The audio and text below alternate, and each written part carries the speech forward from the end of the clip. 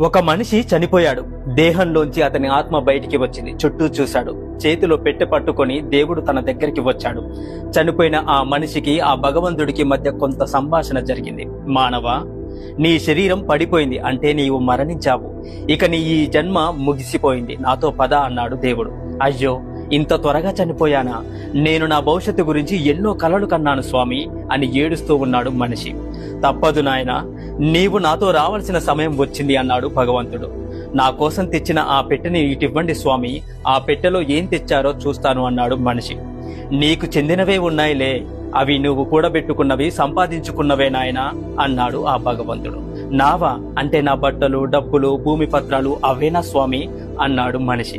అవెప్పటికీ నీవి కావు నాయనా, అవన్నీ భూమాతవి, అక్కడే ఉంటాయి అన్నాడు దేవుడు. పోనీ ఆ పెట్టెలో నా జ్ఞాపకాలున్నాయా స్వామి అన్నాడు మనిషి. కాదు నాయనా, జ్ఞాపకాలనేవి కాలానికి చెందినవి, అవి కాల గర్భంలోకి వెళ్ళిపోతాయన్నాడు భగవంతుడు. అయితే ఆ పెట్టెలో నా ప్రతిజ్ఞ ఉండి ఉంటాయి కదా అన్నాడు మనిషి. అవి పరిస్థితులవి నాయనా, నీవి కావు అన్నాడు భగవంతుడు. పోనీ స్వామి, నా స్నేహితులున్నారా ఆ పెట్టెలో అన్నాడు మనిషి. కేవలం నీ స్నేహితులు, నీతో కొద్ది దూరం కలిసి వచ్చే తోటి ప్రయాణికులు మాత్రమే నాయనా అన్నాడు ఆ భగవంతుడు. అయితే నా భార్య బిడ్డలు ఉన్నారా ఆ పెట్టెలో అన్నాడు మనిషి.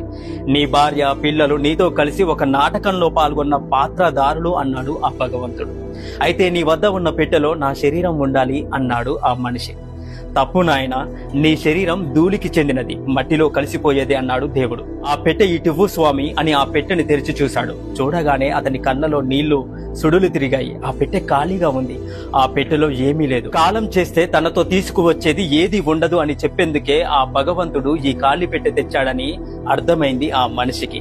బతికున్నంత కాలం నా వాళ్ళు, అవన్నీ నావే, ఇవన్నీ నాకే అని ఆశతో ఆరాటంతో పరుగులు పెడుతూ పరమాత్మ నామస్మరణ మరిచాను అని దుఃఖితుడయ్యాడు ఆ మనిషి. స్వామి, చివరిగా ఒక్క ప్రశ్న అడుగుతున్నాను, నాది అనేది ఏమైనా ఉందా అసలు అని అడిగాడు మనిషి.